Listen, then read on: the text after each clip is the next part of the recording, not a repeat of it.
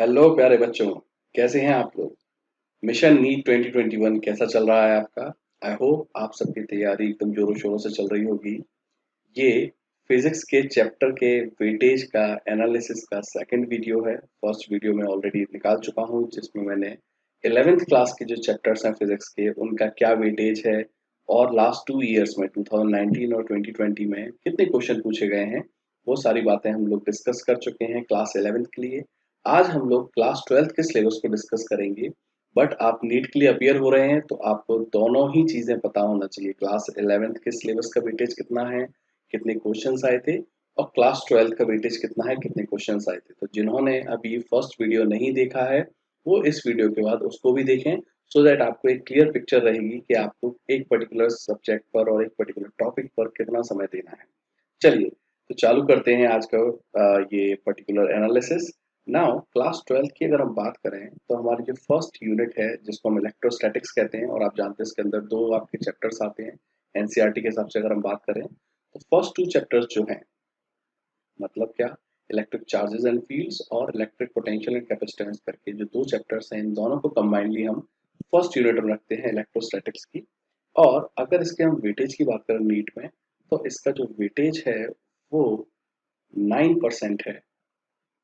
और अगर मैं 2019 में बात करूं इसमें से कितने क्वेश्चन आए थे और 2020, तो 2019 में इसमें जो क्वेश्चंस आए थे वो थे 4, और 2020 में जो क्वेश्चन आए थे वो थे 2।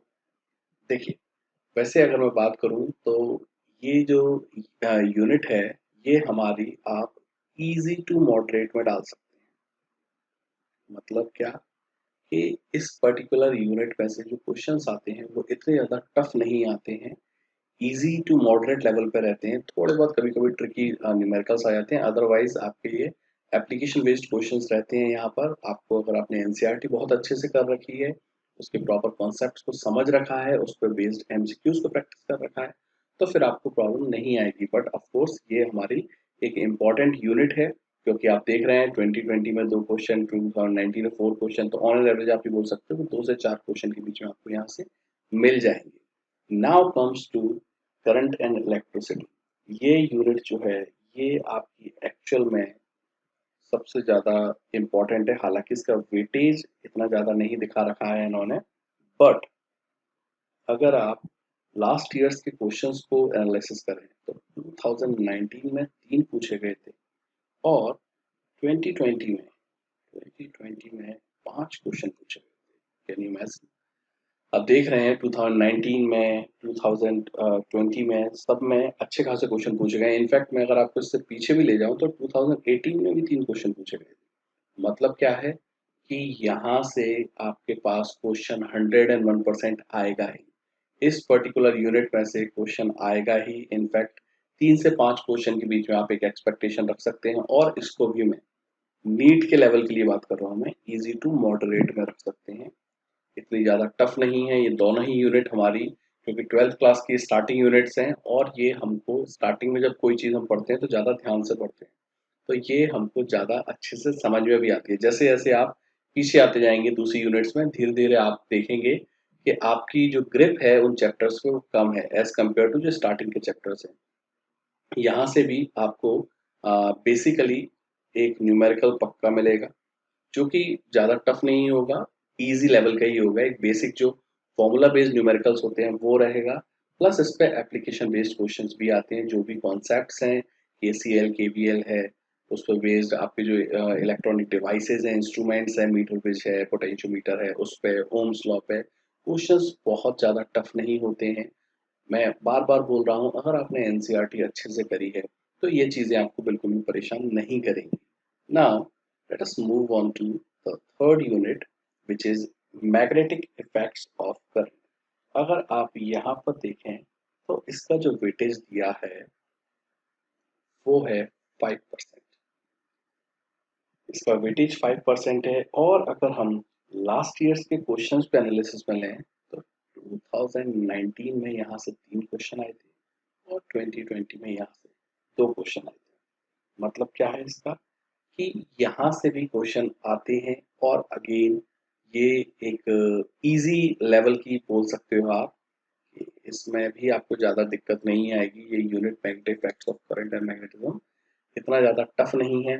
देखिए, मैं आपको नीट के जो लास्ट ईयर के क्वेश्चंस का जो पैटर्न है, मैं उसके बेसिस पे आपको बोल रहा हूँ कि ये ईज़ी आपको पड़ेगी। वैसे अगर आप चाहें तो इसमें भी एक ट्रिकी क्वेश्चन डाल सकते हैं, बट आपके लिए अगर लास्ट के पेपर्स देखेंगे आप 19 का, 20 का, तो वहाँ पर जो क्वेश्चंस पूछे गए हैं, वो बिल्कुल स्ट्रेट फॉरवर्ड क्वेश्चन पूछे गए हैं। एनसीईआरटी की जो लाइन्स हैं, इस टेक्स्ट बुक की जो चैप्टर्स की लाइन्स हैं, वहीं से उन्होंने उसको एमसीक्यू को फ्रेम कर दिया है। और 3 से जैसे दिख रहे हैं, अब 2019 में 3 आए थे। इनफैक्ट अब 2018 की भी अगर मैं बात करूँ तो वहाँ से 3 ही आए थे। मतलब क्या है कि 2 से 3 क्वेश्चन आप यहाँ से एक इमेजिन कर सकते हैं, अज़्यूम कर सकते हैं, और क्वेश्चंस का लेवल ज़्यादा हाई नहीं रहेगा। आपको बस एक बेसिक लेवल जो है वो अच्छे से प्रैक्टिस करना है, और एमसीक्यूज जरूर आपको प्रैक्टिस करना है। एनसीईआरटी बेस्ड जो है, आप इजीली इन जो यूनिट्स हैं इनको इजीली कवर अप कर लेंगे, और आपको बिल्कुल भी दिक्कत नहीं आएगी इनको पढ़ने में। Now let us move on to the fourth unit. We call it electromagnetic induction and alternating current. Now इसमें अगर मैं बात करूं तो इसका वेटेज जो दे रखा है वो दिया है हमको 8%।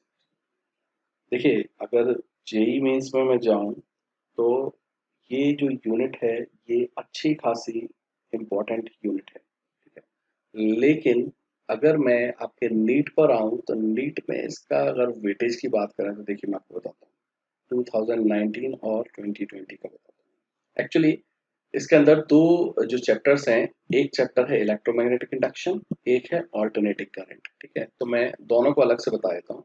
ईएमआई और एसी से 2019 में और 2020 में कितने क्वेश्चन पूछे गए थे। देखिए, अगर मैं ईएमआई की बात करूं तो 2019 में 2 क्वेश्चन पूछे गए थे, और 2020 में एक क्वेश्चन पूछा गया था।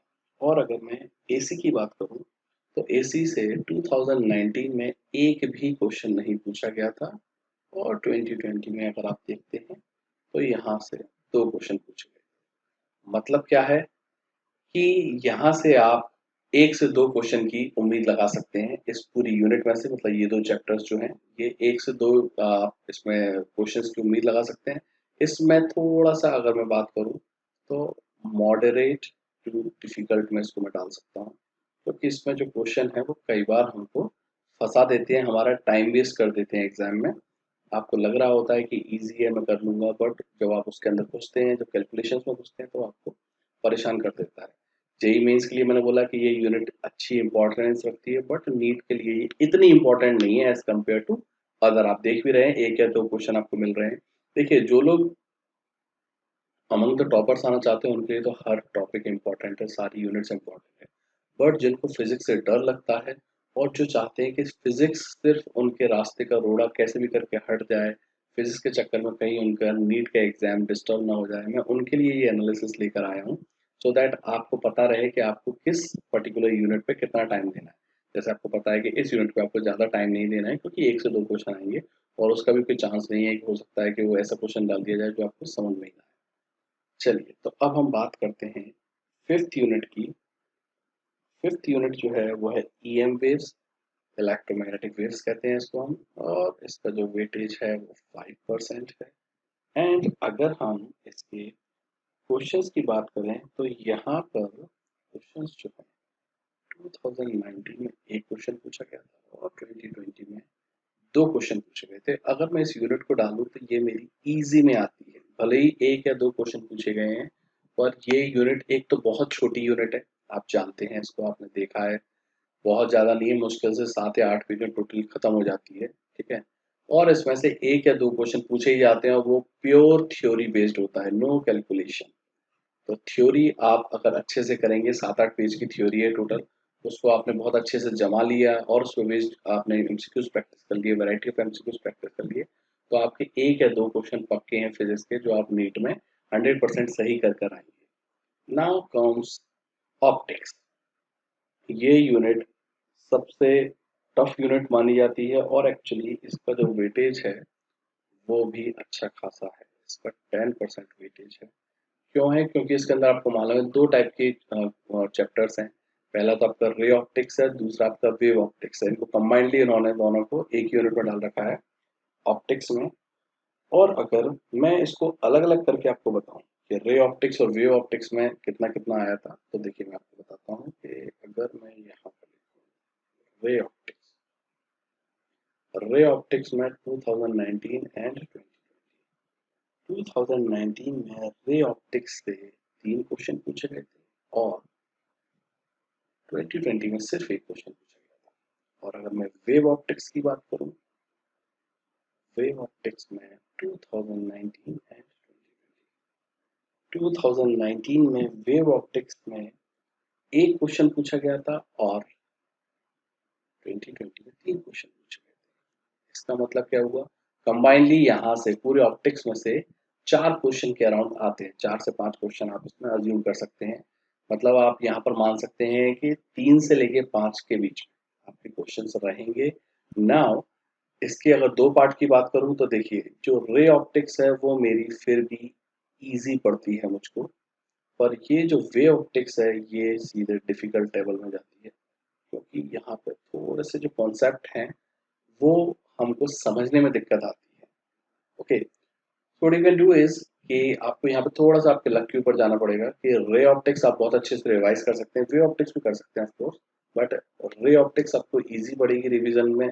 और अगर यहाँ से ज़्यादा क्वेश्चन आ गए तो ये शेयर आपका लक होगा कि जहाँ आप अच्छे नंबर ऑफ अटेम्प्ट्स दे सकते हैं। अगर व्यू ऑप्टिक्स से ज़्यादा क्वेश्चन आ गए तो आपको थोड़ी सी प्रॉब्लम का सामना कर सकता है, क्योंकि यहाँ पर हमेशा याद रखिएगा YDSE जो आता है इसमें, यंग्स डबल स्लिट एक्सपेरिमेंट, वहाँ से हमेशा क्वेश्चन आता है। मतलब 100% यहाँ से एक क्वेश्चन उठकर आएगा ही आएगा। अगर आपको YDSE बहुत अच्छे से समझ में आता है, उसको बेस्ड जो क्वेश्चंस हैं वो आप लगा लेते हैं, तो फिर ये आपके लिए गोल्डन अपॉर्चुनिटी है कि आप यहाँ से एक अच्छा खासा number of marks score carry कर सकते हैं। क्योंकि यहाँ पर वे जो ऑप्टिक्स है उसका 10% वेटेज दे रखा है, जो कि अभी तक के हम जितने भी एनालिसिस कर रहे हैं उसमें सबसे ज़्यादा वेटेज इसी यूनिट का निकल कर आया है। इसके बाद आता है ड्यूअल नेचर। ये जो मॉडर्न फिजिक्स अब चालू हो गई है, ये सबसे इजी पार्ट होता है फिजिक्स। पूरी फिजिक्स में सबसे इजी अगर कुछ है तो वो है हमारे पास मॉडर्न फिजिक्स। तो लास्ट की जो ये 3 यूनिट हैं ये हम मॉडर्न फिजिक्स में डाल के रखते हैं। नाउ अगर मैं इसकी बात करूं तो इसका जो वेटेज है, डुअल नेचर का जो वेटेज है वो है आपका 6%। ओके, और अगर मैं इसको रैंक करूँ तो ये मेरा इजी में आएगा। इनफैक्ट लास्ट की तीनों जो आपकी यूनिट है वो इजी में आएंगी। सबसे पहले अगर फिजिक्स का नीट वाले रिवीजन कर रहे हैं तो मेरा सजेशन यही है कि सबसे पहले मॉडर्न फिजिक्स उठाओ। ये जो लास्ट की 3 यूनिट हैं इनको निपटा डालो और इनको बहुत अच्छे से निपटा डालो, क्योंकि यही सबसे ज़्यादा आपको मार्क्स दिलवाएंगे एग्जाम में। बाकी की जो यूनिट है वो तो फिर आपका समझ रहे हैं ट्रिक बेस्ड है। अगर आपका लग गया सही से तो फिर तो आपको अच्छे नंबर मिल जाएंगे, अदरवाइज वो आपको परेशान कर सकते हैं। अगर मैं नंबर की एनालिसिस करूँ यहाँ पर कि कितने मार्क्स आए थे, इनफैक्ट कितने मार्क्स क्वेश्चंस आए थे, तो आप देखेंगे कि ड्यूअल नेचर के 2019 में 019 में एक क्वेश्चन पूछा गया था और 2020 में यहाँ से 2 क्वेश्चन पूछे गए थे। So as I told you, easy unit है, पर यहाँ पर क्वेश्चंस थोड़े से कम पूछे आते हैं, बट कोई दिक्कत नहीं है। हम तो एक एक क्वेश्चन को ही वहाँ पे बनाने की कोशिश में लगे रहते हैं। हमको तो जितने इजी क्वेश्चन मिल जाए उतना अच्छा है हमारे लिए। सो डोंट मिस इट, आप इसको बहुत इजीली रिवाइज कर सकते हैं। इनफैक्ट ये जो पहला हेडिंग है ना, यही इस पूरे के जान है। फोटो इलेक्ट्रिक इफेक्ट, जो फोटो इलेक्ट्रिक इफेक्ट का जो आपने एक्सपेरिमेंट कर रखा है उस पर जो वेरियस आपने चीज़ें चेंजेस करी हैं कि भाई फ्रीक्वेंसी बढ़ाने पर क्या होगा फोटो करंट का, पूरे एक्सपेरिमेंट को आप अच्छे से स्टडी कर लीजिए, वहां से आपको क्वेश्चन पक्के में मिल जाएगा। और उसके बाद एक ये जो है फोटो इलेक्ट्रिक इक्वेशन जो है हमारे आइंस्टाइन अंकल जो देखे गए हैं, उसको आपको अच्छे से करना है। अगर न्यूमेरिकल आएगा तो यहाँ से स्ट्रेट फॉरवर्ड न्यूमेरिकल पूछा जाता है। Now let's come to the next unit, atoms and nuclei। इसका वेटेज बहुत कम है, 3% वेटेज है, और ये भी एज आई टोल्ड यू ये हम इजी में डाल सकते हैं। यहाँ पर अगर हम नंबर ऑफ क्वेश्चंस की बात करें, देखिए वेटेज कितना कम दे रखा है, लेकिन अगर आप नंबर ऑफ क्वेश्चंस की बात करते हैं तो 2019 में 2 पूछे गए थे और 2020 में 3 क्वेश्चन पूछे गए। आप समझ लीजिए, तो वेटेज कहीं पे कोई रोल प्ले नहीं कर रहा है, किसी का कुछ भी दे रखा हो। आपने देखा था ऊपर अभी करंट इलेक्ट्रिसिटी का, और इनफैक्ट हमने ऑप्टिक्स का देखा था, ऑप्टिक्स का भी वेटेज देखा था और 10% था, उसमें भी आपके 2 क्वेश्चन 3 क्वेश्चन पूछे आ रहे थे, और यहाँ पर 3% है, वहां पर भी 2 क्वेश्चन 3 क्वेश्चन पूछे जा रहे हैं। सो वेटेज से आप कंफ्यूज मत होइए। यहाँ पर आप ये देखिए कि जो इजी पार्ट है उसको मैं कितना अच्छे से कर सकता हूँ। तो जैसे ये है 2019 2 क्वेश्चन थे, 2020 3 क्वेश्चन थे, और ये सारे के सारे स्ट्रेट फॉरवर्ड क्वेश्चंस थे। यहाँ पे ये जो रेडियो एक्टिविटी है इसको आप अच्छे से कर लेंगे तो आपको एटम से न्यूक्लिया में ज़्यादा दिक्कत नहीं आएगी। डीके से रिलेटेड डीके लॉ जो है वो कर लेंगे, आपको क्वेश्चंस को समझने में बिल्कुल प्रॉब्लम नहीं आएगी। Now let's come to the last unit and its weightage is 9%। ये भी हम इजी में डालेंगे क्योंकि ये लास्ट के तीनों जो यूनिट हैं थ्योरी बेस्ड है, मतलब इसमें ज़्यादा न्यूमेरिकल्स नहीं पूछे जाते, इसमें प्योर थ्योरी पूछी जाती है, उस पर बेस्ड क्वेश्चन पूछे जाते हैं। और अगर मैं क्वेश्चंस की बात करूं तो 2019 में यहाँ से 2 क्वेश्चन पूछे गए थे, 2020 में यहाँ से 3 क्वेश्चन पूछे गए थे। तो ये आपका टोटल पूरा एनालिसिस है क्लास 12 के चैप्टर्स का, कहाँ से कितने क्वेश्चन पूछे गए थे, चैप्टर्स की मार्किंग भी कर रखी है, कौन इजी है कौन सा डिफिकल्ट है। आई वुड सजेस्ट कि जो सबसे पहले इजी चैप्टर्स हैं या इजी टू मॉडरेट हैं आप उनको करिए, और once you are finished with that, आप जब एक बार उनको कंप्लीट कर लेते हैं उसके बाद आप जो नेक्स्ट चैप्टर्स हैं उनको देख सकते हैं। इसकी पूरे एनालिसिस की पीडीएफ मैं आपको लिंक दे दूंगा डिस्क्रिप्शन बॉक्स में। आपको ये पूरा एनालिसिस एज इट इज आप पीडीएफ में रख लीजिएगा अपने पास में डाउनलोड करके, सो दैट आप जब भी रिवीजन करेंगे आपको ये चीज़ें पता रहेंगी कि भाई किस में से कितना क्वेश्चन पूछा गया था और मुझे किन किन टॉपिक्स को किन किन चैप्टर्स को फर्स्ट प्रायोरिटी पे रिवीजन करना है। एज आई टोल्ड यू ये सेकंड वीडियो था एनालिसिस का जिसमें मैंने क्लास 12th का जो सिलेबस है, क्लास 12th का जो सिलेबस है उसको एनालिसिस करा है। This is part 2। पार्ट 1 इसका ऑलरेडी मैं बना चुका हूँ, जिन्होंने नहीं देखा है वो जाकर पार्ट 2 को देख सकते हैं, पार्ट 1 को देख सकते हैं। आई होप आपको ये एनालिसिस अच्छा लगा होगा। चलिए, best of luck for your exam.